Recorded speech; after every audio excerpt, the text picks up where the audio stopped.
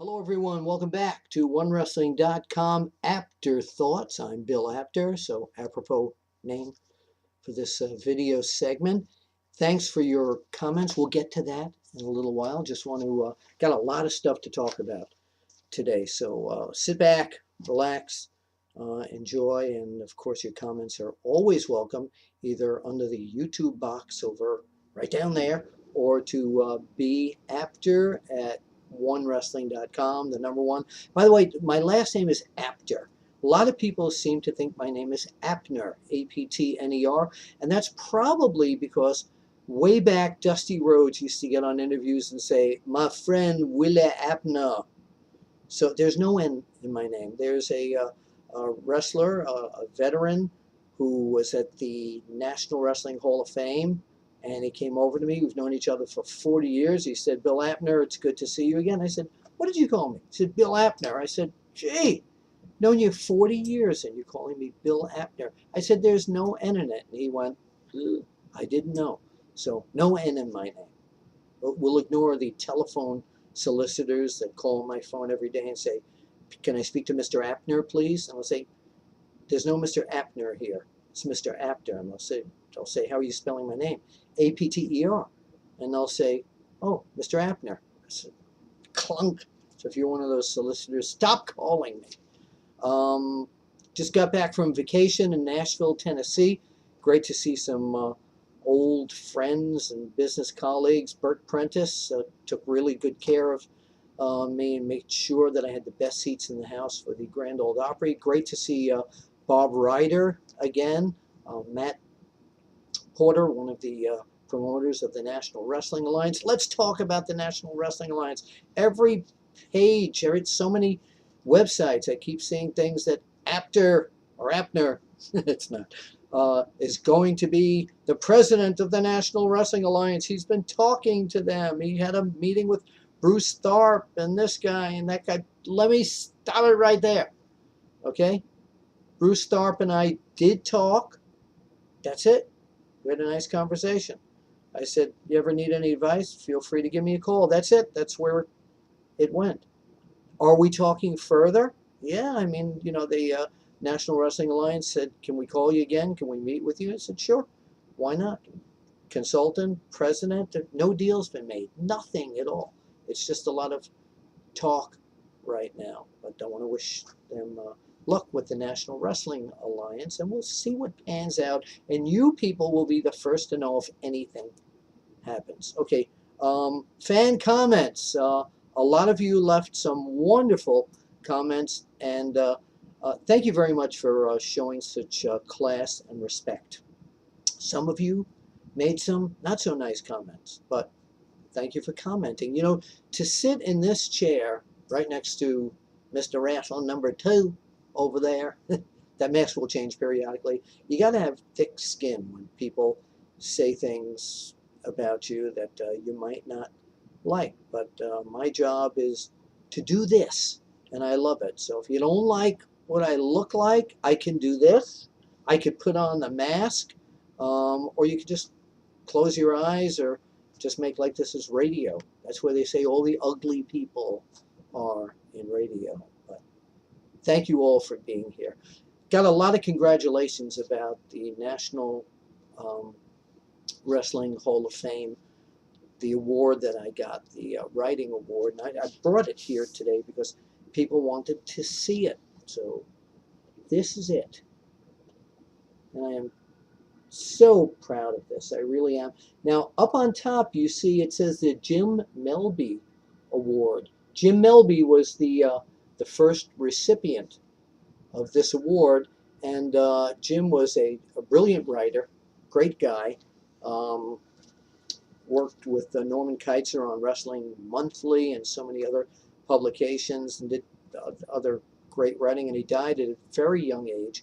And this award was named after Jim Melby. So I am very proud to have this. Thank you again, National Wrestling Hall of Fame, for giving this to me. Okay, some notes from Monday Night Raw. As you know, in Cincinnati, a fire took place, supposedly from the pyrotechniques. Sean Sapp, who is one of our regular correspondents. I'm going to be looking down at my papers every once in a while. Sean Sapp, one of our correspondents, who you can follow on Twitter at Sean Sapp. That's SeanSappMMA.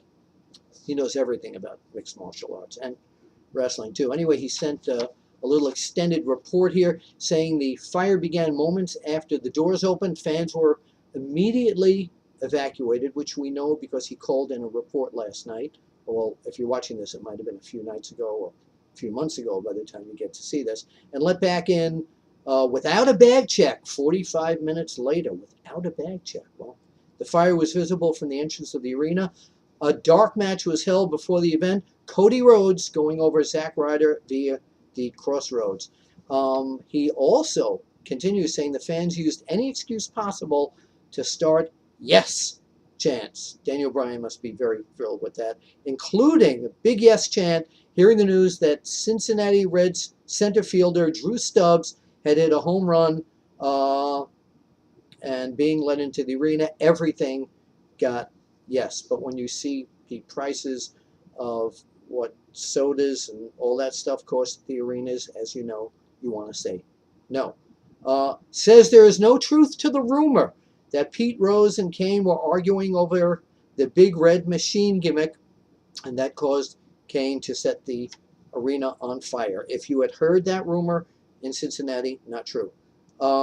He said John Cena and Chris Jericho received ridiculous ovations. I guess that means good. While the fans didn't know what to make of CM Punk, whether to boo him or cheer him.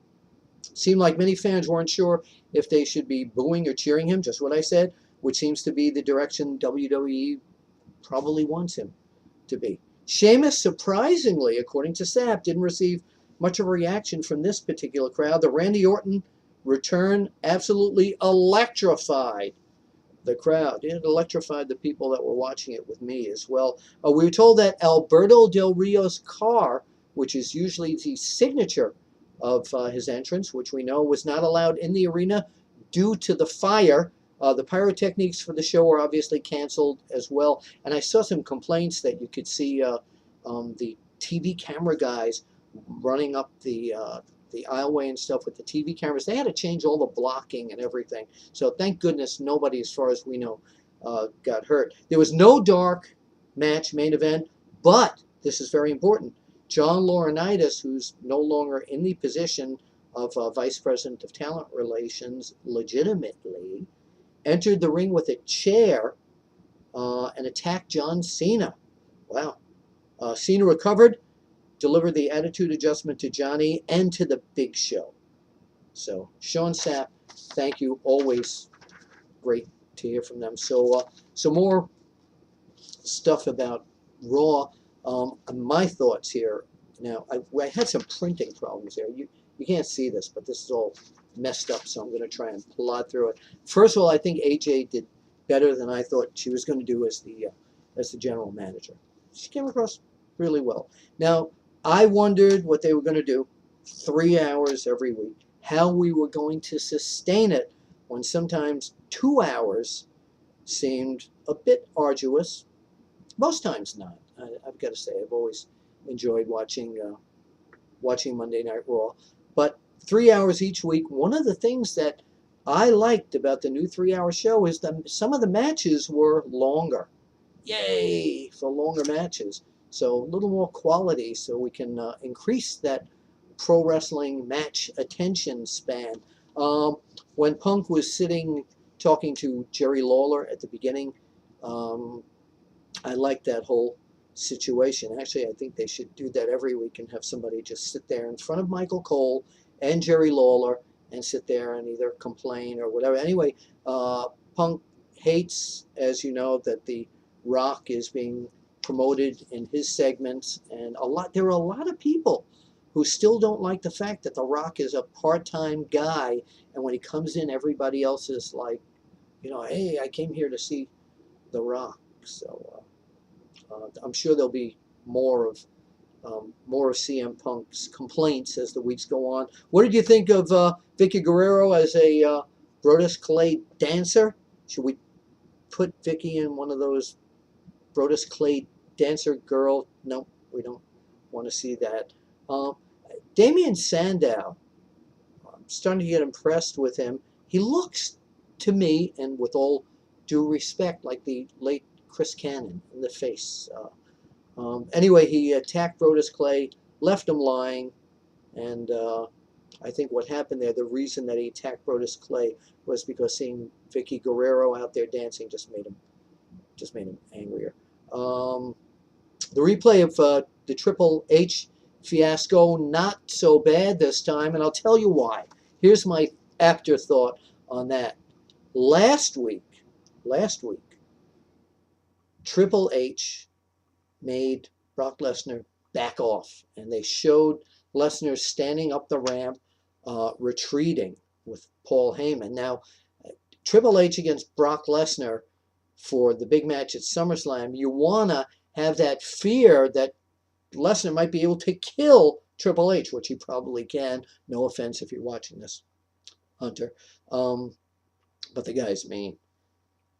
So this time, they edited that part out where you didn't see Brock Lesnar, take a powder, as they say, and run out. He was just standing on the runway, looking really good. So no coward out was shown this time. Raw Active. Yes, when we talk about Raw Active, they showed hashtags for Sheamus versus Daniel Bryan, hashtags for No Hold, to pick what kind of match the fans wanted to see. So there was a hashtag for No Holds Barred, Falls Count Anywhere in a street fight, and of course the street fight won. Sheamus versus Daniel Bryan, young veterans. The two of them put on a really, really good match. I was very impressed inside the ring, outside the ring. It was really good. It was a pay-per-view quality match, according to my notes from there. Those two guys really bring out the best in each other. I was very, very impressed. Pay-per-view quality, like I just said, excellent match, action, wrestling. This is why 3 hours, you can bring these matches the time that the guys can use to show off what they can really do. It was a 5-star match, in my opinion. The psychiatrist and Daniel Bryan, very, very intense, of course. Daniel Bryan does need psychological help. Absolutely. Heath Slater calls out done with that piece here. Heath Slater calls out any current WWE superstar, and to everyone's surprise, Randy Orton came out. It was good to see the Rattlesnake back again. Yes. Jericho and Christian against Ziggler and The Miz. Another match. They took their time with this one too. I think they're all great. I've become a real proponent of Dolph Ziggler. I've said this before. He looks like a young Buddy Roberts from the Freebirds back in the day. Really, really good. And that thing he did with the headstand when he had Christian in the chin lock. The guy's a great athlete. Tenzai getting revenge on Tyson Kidd. Kidd beat him the last time. So I heard the fans chanting, "You can't wrestle," and Albert, boy, really razzing this guy. CM Punk came out to the broadcast table for the match that the G-Madge, I now call it the G-Madge, GMAC, General Manager AJ. She's now the G-Madge. So she made the match on this particular show that John Cena would wrestle Big Show, and the winner would get a title shot at CM Punk's title at the next pay-per-view here. And of course, CM Punk had to be there. When do you not see a special guest ring announcer when two guys are wrestling and the guy has a title and he's sitting there? Anyway, Cena lifted the show up on his shoulders, and I don't care what you think about John Cena, but athletic ability. The guy picked up the Big Show. Damn, that was so impressive. Um, Punk announced that after he went in and there was a double disqualification, that no one wins this match because they are both losers.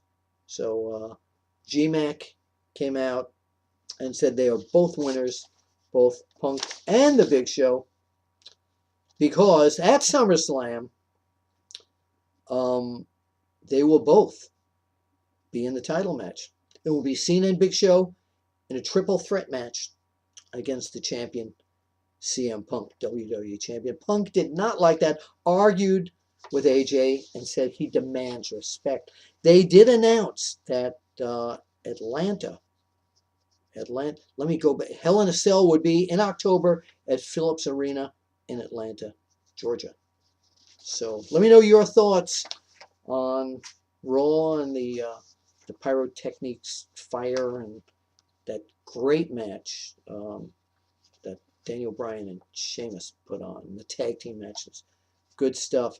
This coming Thursday, depending upon when you're watching this, well, TNA Impact has announced the signing of Chavo Guerrero. Now, I always say Chavo Guerrero Jr. because there was a Chavo Guerrero Sr. who was the $1 million rookie. Look it up online, long history, but they have signed him. He will be in the ring wrestling. That's good.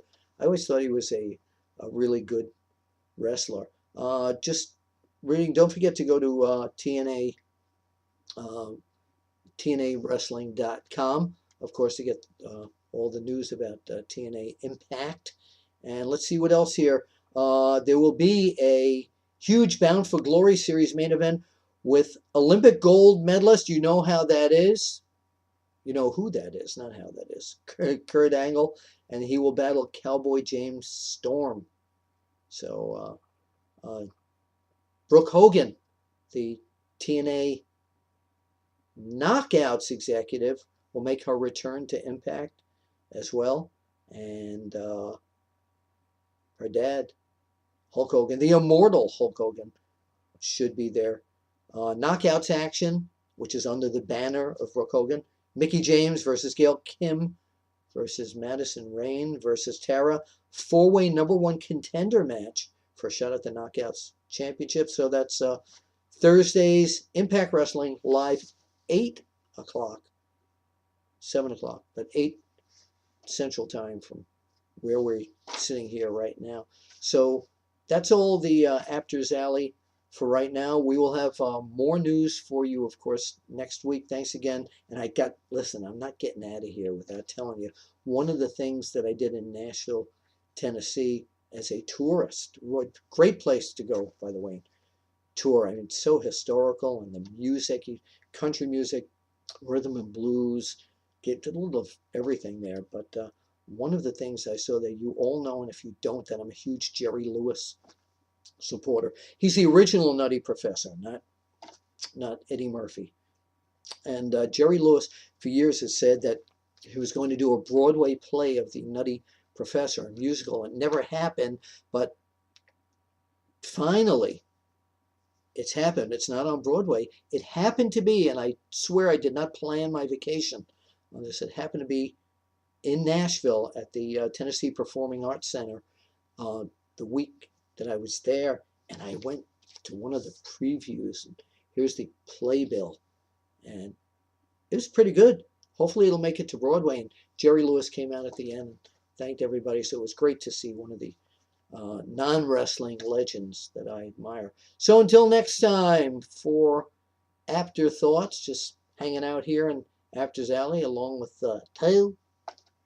That's what they called them when I was shooting the matches with my camera down in Georgia all the time, and I love it down in Georgia. But the fans would all chant thousands of them, Tail, Tail, Tail. And he was always wrestling Abdullah. And boy, I miss those days. Loved those days back in Atlanta. So another time we'll talk about some nostalgia. Thanks for watching this week's Apter Thoughts. And Sean Sapp, thanks again for all the special reports. And you know how I always end these, right? I'm not ready to end it yet. We got some more videos coming up later this week from the National Wrestling Hall of Fame. So just watch them. Check us out. Oh! Want to tell you about www.onewrestlingvideo.com. So it's onewrestling.com for all the printed stuff and videos. OneWrestlingVideo.com to go and see over 400 original videos that we've done here. And follow us on Twitter at OneWrestling. That's the number one wrestling. And at Apter One Wrestling. That's APTER. Don't put the N in it. APTER, number one, Apter One Wrestling. And of course, go to the sites and we will see you at the matches. We'll see you right here next time in Apter's Alley.